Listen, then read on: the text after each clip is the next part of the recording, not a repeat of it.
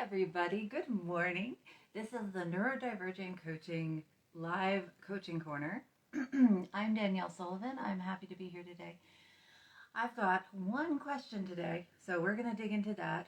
And then Leo's going to come say hi, of course, because he must. Yes, hi. Hello. We are doing a live thing, so you must be here, huh? So we're going to do the one question that was pre-submitted. And if anyone who's attending has any further questions, we can do those too. So if you don't know me, I'm Danielle Sullivan. I am the host of the Neurodiverging Podcast. I am a certified life coach, parent coach, and neurodiversity expert. I'm also Leo's person. So, he's going to shift the camera a couple times before he settles, I bet. Apologies for that. I'm very happy to be here today. I host these live Q&A type neurodiversity question and answer session things a couple times a month. I also run individual coaching sessions for parents and neurodivergent individuals, and I offer free webinars roughly once a month. So if you're interested in any of those things, go check out neurodiverging.com/upcoming events to find out about everything that's coming up in the next little while. Hi. So the question that I can start off with anyway today is about memory. Well, ostensibly about memory. So the question is, I feel overwhelmed with everything I have to do all the time. I have calendars that are paper that I forget to look at, and I have... Okay, are we back?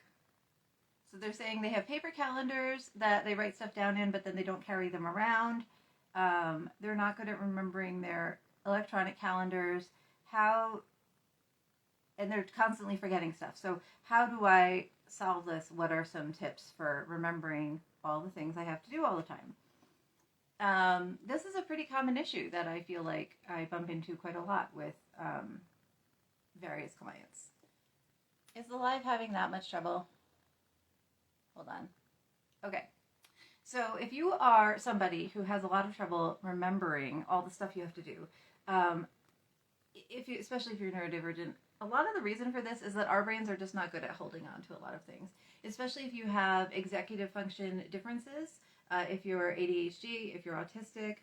Many neurodivergent people of all different stripes have attention differences, and the way that our attention works is different than neurotypical people, So the systems that work for neurotypical people don't tend to work as well for us, okay? So that means that the stuff that you were taught, maybe if you were lucky, as a young adult in high school or college, of like keeping paper lists, keeping a paper calendar, if you're my age anyway. Nowadays, the kids are probably have fancy calendars on their computers and things. Those systems anyway don't tend to work for neurodivergent people as well, because they rely on a different concept of time than many of us have. Neurodivergent people's concept of time is much more based in our attention. So the stuff that we're really engaged in, the stuff we care about, the stuff that's emotionally interesting to us, we'll mostly kind of remember those, though we might remember them sort of out of time. So they're linked in our brains based on our sensory inputs. So, just like neurotypical people, sometimes you'll smell something and you'll be reminded of something, or you'll see something and you'll be reminded of. But for neurodivergent people, that happens more often. The way we remember is different. The other thing is that neurotypical people tend to remember temporally kind of straight. Like they can go from past to present to future in a line. Our time, neurodivergent time, is not straight. It's kind of like, what's that Good Place reference, where they're doing this, right? And there's the dot of the eye and it's not connected to anything else. That's our memory. So if you are struggling to remember what you need to get done, you need to be working with a memory that does this all over the place instead of a straight line. And that means moving away from the systems that you learned as a neurotypical person, or when you were assumed neurotypical at some point in your previous life, if you're like being late diagnosed. And that means moving away from the systems that most neurotypical professionals of various stripes are going to tell you to use.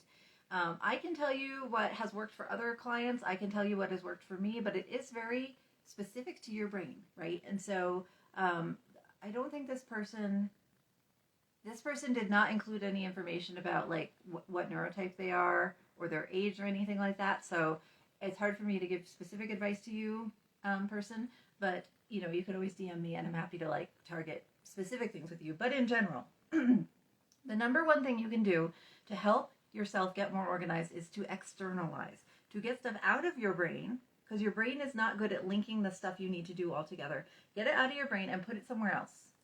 Now the trick is, where do you put it that it's safe, that you can access it again, that you can get to it when you need it, that you'll remember it's there, right? And that's the trick for most neurodivergent people.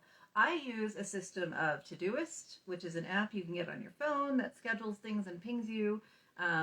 Google Calendar is my life, and my email. Everything that I need to do in some way or another ends up in my inbox. And then I have set times in my calendar that I go through the inbox and I schedule stuff out. And I say, you know, this needs to be answered today, and the task in it needs to be done in 2 weeks, and that goes on my calendar or my Todoist, depending on what kind of task it is. Todoist is more for household things, like remembering to clean the dishwasher filters and, you know, change the cat litter and stuff. And then my calendar is more for professional and family tasks. So that's how I have it split up. Now, many other people, you know, externalize. You can externalize using timer cues, using the stopwatch on your phone, using music cues. You can also externalize by telling any AIs that you have in your household, like if you use Siri or Google Home, or I'm not actually very familiar with them because I don't use them myself, but I have many clients who swear by telling Siri to remind them later, or telling Siri to set the timer for bedtime or whatever. So again, it's finding what systems work for you and your brain and tweaking them and getting everything out of your brain, because you will not remember it, and that's not bad. That's just our brains. Our brains are not, we are good at lots of things. Remembering stuff we're not engaged with or excited about or having high attention to, that's just not something most of us are good at. If you are, kudos, that's amazing. And maybe I'm self-selecting that the clients who tend to come to me with ADHD and autism tend to also have the same memory as me, but it's definitely at least prevalent, I can say. So you're not alone in that. Externalize, develop systems that work. Some people use journals, some people use color-coded highlighters. There are millions of systems out there, is the thing. And it really is about figuring out what works for you, and that is something that is a kind of one-on-one project, right? So you can work with an organizing coach, you can work with somebody like me who does neurodivergence, you can find a tutor who knows you well, or a teacher or a parent who knows you well, or a friend, and say, what works for you? Can we try this out? I also just want to give a +1 to the accountability buddy. I've done a podcast episode or two on executive function issues and how to sort of support them. You can find them on neurodiverging.com and also on Apple and like anywhere you find podcasts, but it's just the Neurodiverging Podcast. If you want more information on kind of what executive function is and what it looks like, but basically ADHD and autistic and people with traumatic brain injury, people with dyslexia, many of us have what's called executive dysfunction in the literature, right? And it's also fair, I really honestly think, to say executive differences, because we are better at some executive functions than neurotypicals tend to be, and we're worse at some of them than neurotypicals tend to be. I have cat hair on my nose. No one knows why. It's definitely not this one's fault. So executive functions are just that, if you think of like the admin assistant or the front desk person, when you walk into a doctor's office, right? Your executive function is your front desk person. They're the person who organizes everybody in the whole office, who answers the phone, who sends the emails, who tells the doctor who he's seeing, who gets the patients situated and ready to go, right? That's your executive function. Now, that's a lot of different tasks, and some people are better at them than others. You can strengthen any executive functions you have that are not great. But some of them we're born with, they're quite weak, and we can strengthen them, but they're never going to be like, you know, at 100%, right? We can get them from, if they're at 0, maybe we can get them to 25 or 30, which is fantastic improvement. If we're born at 50, then maybe we'll get them up to 70, which is great. But we're probably not going to get to 100%, right? And that's where this externalizing of getting stuff out of your head, right? And making it not that assistant's problem, right? So, you know, tell Siri to do things, tell your Google Calendar to poke you. Some clients use music cues, so setting a playlist that will stop when it's time to go to bed, right? That gets it out of your head and it makes it very clear when it's time to do the thing, and you just do it. And then the second part, of course, is once you get it out of your head, developing routines that allow you to actually do the tasks you're supposed to, right? So I can put as many things on my calendar and my Todoist and on Siri as I want, but if I don't actually set up a system where I'm checking my calendar and I'm checking email and I'm answering Siri, again, I don't use the AIs, so I'm sorry if I'm mashing them up. But that routine is that secondary part. A lot of us push against routines, and that's fine. You don't have to do the traditional routine of at 10 o'clock. It doesn't have to be a schedule, right? At 10 o'clock, I do this. At 11 o'clock, I do this. Certainly, I don't do that, and most of my clients do either. But when I talk about a routine, I mean more of a micro habit of finding a set of things that you already do every day and just adding one thing to it, right? So if you're already getting ready for bed and you're brushing your teeth and you're washing your face, then maybe, you can go around and turn off the lights after, before you brush your teeth, right? You're adding a task to a set of other tasks that you already do. You're not saying I must do it at 7 p.m. and I must do it in exactly this order and I must do it exactly the same way each time, right? That's not going to work for most of us. But you're basically just looking at what's already working and then how can I extend what's already working just a little bit to also answer 2 emails, to also make sure I turn my lights off, to also do the cat litter, whatever thing it is, okay? That was a really long-winded answer, but that's my gist, right?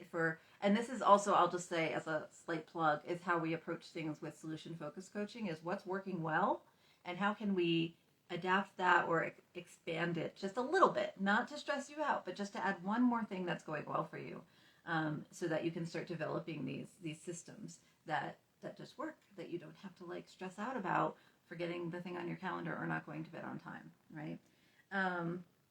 And then, and then let me see. Hello, people. I'm glad you're here. I'm Danielle Sullivan. I'm Neurodivergent Coaching. I'm behind Neurodivergent Coaching. This is Leo. And we're just doing a neurodiversity Q&A and coaching Q&A today. So I'm doing questions that were submitted ahead of time, but if you have questions, please go ahead and put them in the chat. I'm happy to try to help. I'm a solutions-focused and positive psychology coach. I work with neurodivergent individuals and also parents and families with neurodiversity in them. And thanks for joining. While I'm here, I'll just do a little pitch that we are starting a collaborative parenting coaching course, group coaching course in July. Sign-ups are open now. It's if you're having trouble as a parent, if you're neurotypical or neurodivergent, but you have neurodiversity in your family, if you're having any trouble as a parent and you're trying to reduce the yelling and the bribing and the whining and the negative behaviors, major scare quotes there, from either you or your kids, or if you're a parent and you're having trouble keeping your calm and staying emotionally regulated through your kiddos' upsets, this might be a good group coaching course for you. It's a 6-week program. It's neurodiversity specific. It's written by me and based on gentle, collaborative, democratic parenting techniques that are shown to work really, really well with a lot of kids who are neurodivergent in various different ways. And we know that traditional parenting programs, even gentle ones, don't always work that well for kids with passive demand avoidance, with oppositional defiance disorder, with some of the autistic traits like I have that are sort of rigid and wanting routine and not being good at handling surprises, which again, I am not as well. So I'm speaking for myself too.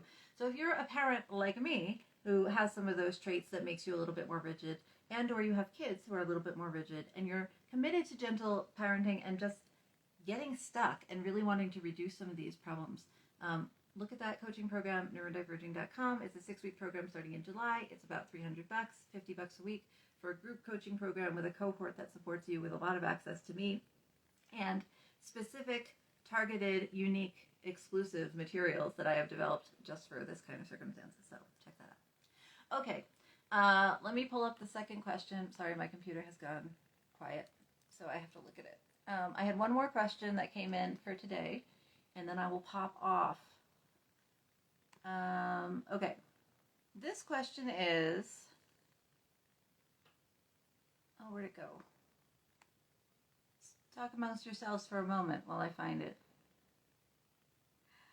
It was about, I remember it was about demand avoidance, but I don't remember the specific question, and I don't want to muck it. I don't want to muck it up. I hope everyone's doing okay today. I was looking at the weather. I'm in Colorado. I'm near Boulder, and it's freaking hot today. And then I was looking, and we're supposed to get a snow over the weekend, which we really need. But I was not ready to hear that we were getting snow this late in the month.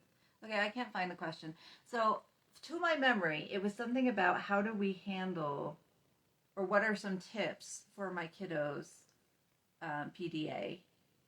And I sort of think the reason I wanted to find it is I think they had the age of the kiddo, and I don't remember. See, this is when externalizing fails, is if you are not prepared, okay?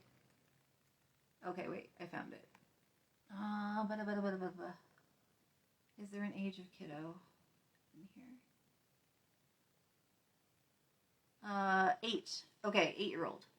All right, so obviously I'm going to recommend different things depending on different ages.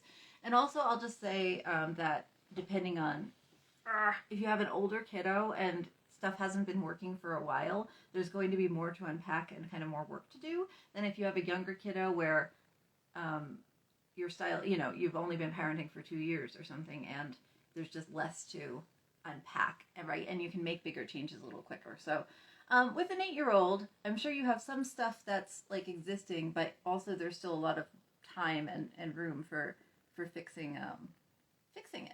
So for folks who are not aware, let me just say that PDA usually stands for pathological demand avoidance. It's not like anybody's favorite term who actually works with these kiddos.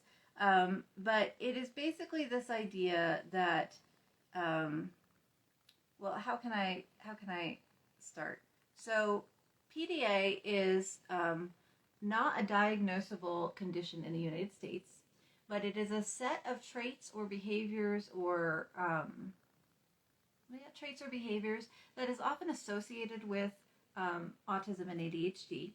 And in other countries, I believe it is a proper diagnosis, but it's not here yet.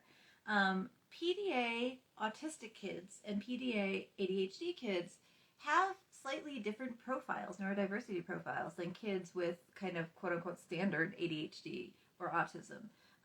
And personally, I mean, generally we talk about ADHD and autism like they're these big collective, like everybody who's autistic is the same kind of autistic, and that's just like, excuse me, it's bull. Like that, we know that's not true, right? So often what we should be talking about is autisms and ADHDs, right? Neurodiversities. So there's not only the spectrum of autism in the sense that there's a cluster of traits that we all share some of them, but not all of them.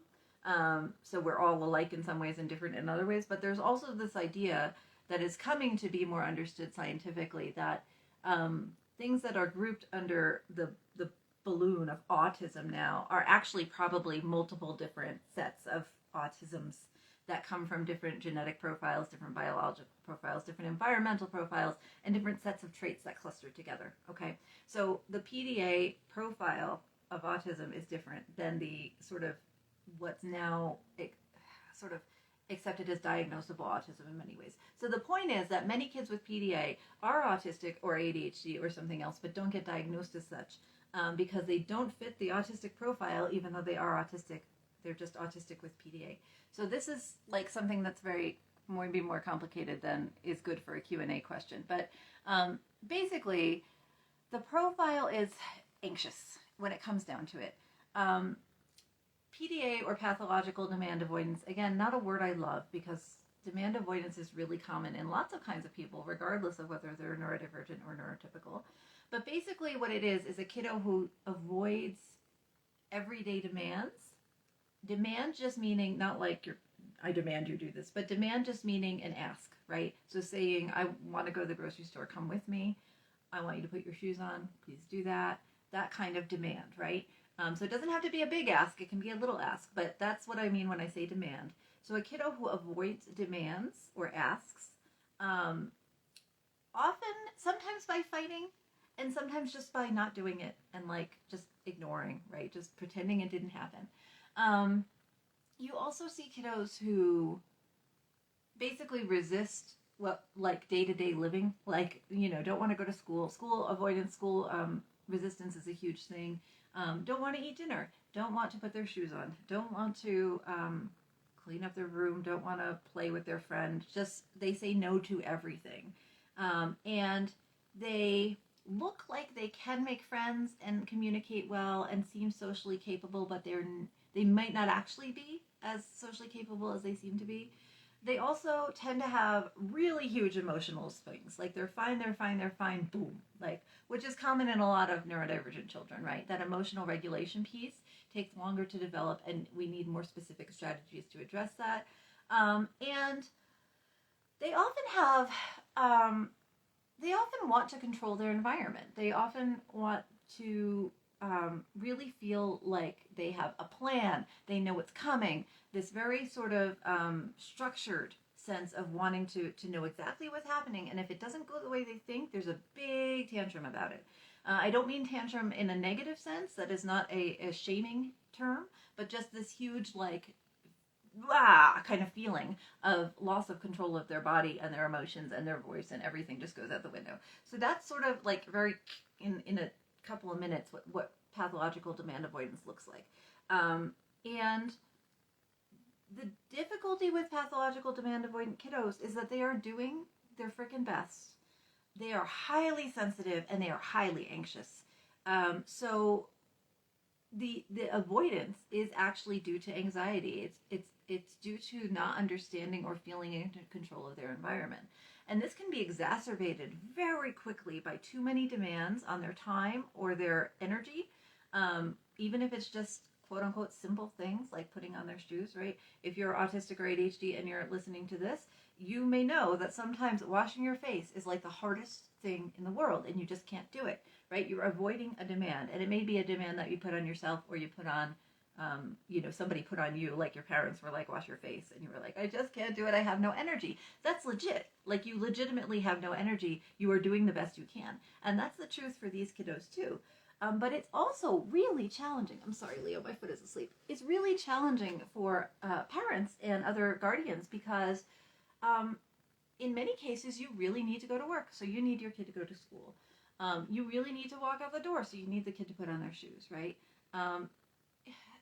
I have had experiences in my own family where one of my children refuses to eat. Not because they're not hungry, but because something about the way I presented their lunch demanded that they eat.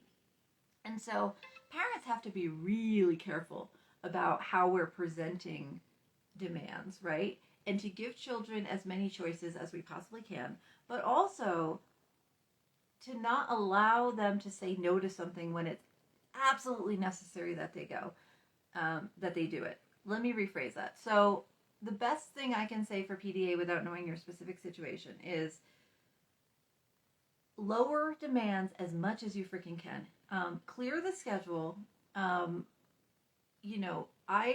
made the choice to pull my PDA kiddo out of the traditional school system because it was too demanding. Not in terms of academics. It wasn't like too hard academically, but the number of social demands and of asks in a day in a traditional classroom, even in a very, very good school. Oh, my foot is so asleep, Leo. Is very, very high. At home, I can reduce demands for her. And that means when I need her to quote unquote comply and do the thing, she has a lot more space and energy and spoons left to do it. So what I would say for specific tips for an 8-year-old PDAer is reduce demands as much as you can. You don't have to do it forever. You don't have to do it. You don't have to commit to low demands parenting for years unless you want to. I personally have, and I think it's great. But it is not a solution for everybody. But when you can, don't make them participate in stuff that they don't want to participate in. Don't send them to school sports if they don't want to do it. Don't send them to music lessons if they don't want to do it. They will eventually be an adult, and if they want to do music lessons, they will still be able to do it then. There's all this is a personal opinion, but having worked with a lot of neurodivergent families, there's all this pressure on kids in America to do all these things. And frankly, there's no reason they need to do all this before they're 18. Like, if they want to, they should. And I think we should support our kids in their interests. But there's plenty of time after you're 18 to do whatever random things you didn't pick up. They didn't learn algebra 2? Oh well, they can learn it when they're 18. Like, how much have you learned as an adult in your 30s or your 40s or your 20s that you didn't know when you were a kid? And you're still learning, right? You're still growing. Your kid will still have the opportunity to continue to grow once they're 18. They will also, if you do your job right, have better emotional regulation skills and better social skills and better communication skills when they're over 18 that will enable them to learn better than they are right now. So reduce demands. Get rid of stuff that they're not into. Don't let other parents or stuff you see on TV or your parents or their aunts and uncles, don't look at other families and say, I should be doing that. Look at your kid and your family and say, what will work for them, right? Don't worry so much about screens, is my other advice. There is a lot of pressure on parents to reduce screen time. And I certainly don't think we should be using screens instead of connection. And I certainly don't think that we shouldn't push our kids to get physical exercise, right? But, and if you are a screen-reduced household and that works for you, that is awesome. Do that. But especially if you're a neurodivergent parent, your fatigue and your energy usage might be different than neurotypical parents is. The way you work might be different. Your highs and lows might be different. You might need more alone time and more emotional regulation time. And if we want to really connect with our kids, we need to be rested too. And that means that sometimes extra screen is going to help the whole family. It's also sometimes going to help your kiddo. That you might feel like a bad parent in letting your kid watch Octonauts instead of, I mean, that's not an 8-year-old show. I don't know. The Crab Brothers. Instead of sending them to soccer practice, right? You might feel like a bad parent. But frankly, if they're going to get more out of the TV, if they're going to learn about an interesting topic, if you're going to be able to connect with them about that topic, right? And they're getting their exercise in some other way, like you're going for walks together as a family, they're jumping on the trampoline, whatever. Just take all those barriers away from yourself and just let yourself and let them have some calm time and focus on the connection and the basic wellness. Are they eating? Are they going to the bathroom? Are they drinking water? Are they sleeping? Right? Are they getting some exercise? Right? Just really go back to the very basic things. Don't look at what your neighbors are doing. Don't look at what your friends are doing. Don't look at what your parents say. You are the parent. You know your kid best. You do what is best for them. So lower demands inside and outside the household. Don't worry about screen time so much. Like if you have a kid who's highly sensitive to screen time, then you know that and you don't have to listen to me. But most kids are, if giving them an extra hour of screen time is going to help you parent better and it's going to help them feel calmer, just do it. Just don't worry about it. It'll be fine. And then what else? Tips for an 8-year-old. Really, I would say that my last sort of best tip for parenting in that age group with PDA is to, as much as you can, focus on social emotional learning. And again, I'm an unschooler and a homeschooler, so my approach is different than traditional schooling. If your kiddo is in traditional schooling, talk to their teacher, talk to the school psychologist, talk to the school counselor, and see what can be done. But focusing more, so kids with PDA seem like they have high vocabularies, they're really quick. Many of them seem very emotionally intelligent and emotionally literate, but they're not actually. They are masking.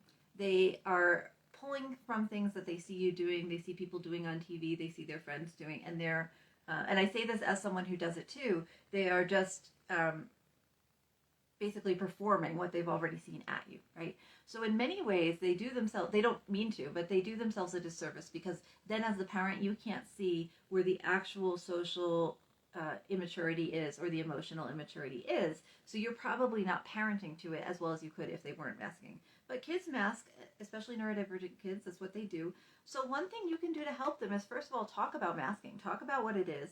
You don't say you're doing it because that's a demand, and we don't want to demand that they unmask. Lower demands as much as you can. But you can say it, you can read books together, you can point it out on television shows they watch. You can say, I mask sometimes as a point of interest. Let's talk about that, whatever.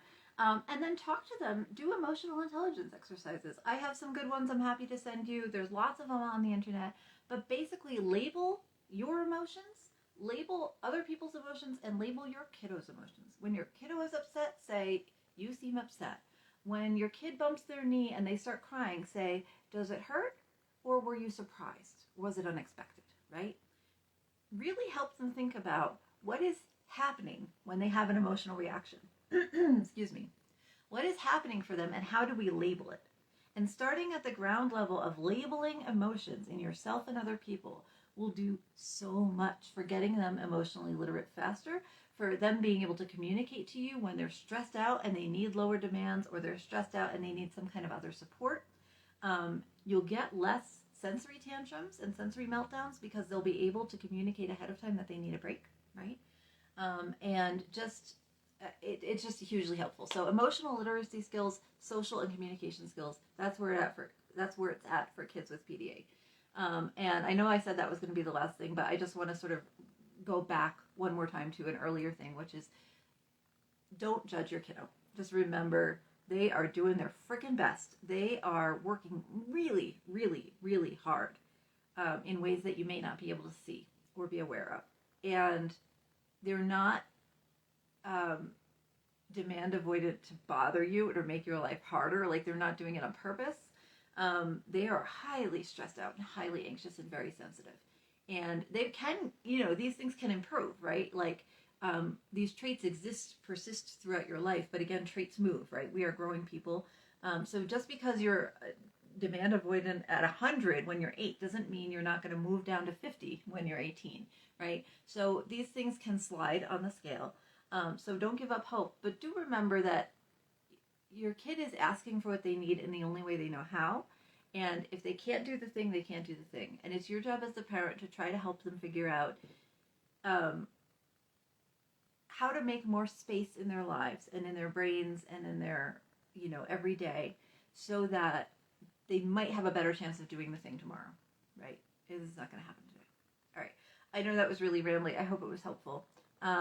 If anyone has any questions, I can take them in the chat. Otherwise, I'm going to pop off because that was my time. And I appreciate you coming. Check out neurodiverging.com for upcoming free events and parenting classes and some other stuff we've got going on this summer. I also have a Breathing for Neurodivergent People workshop coming up in June, which is going to be really fun. And there's lots of other resources there. Also, you can sign up for my mailing list, which is like free good stuff a couple times a month. So, all right. I'm going to pop off. Thank you for coming. I hope it was helpful. Have a wonderful week.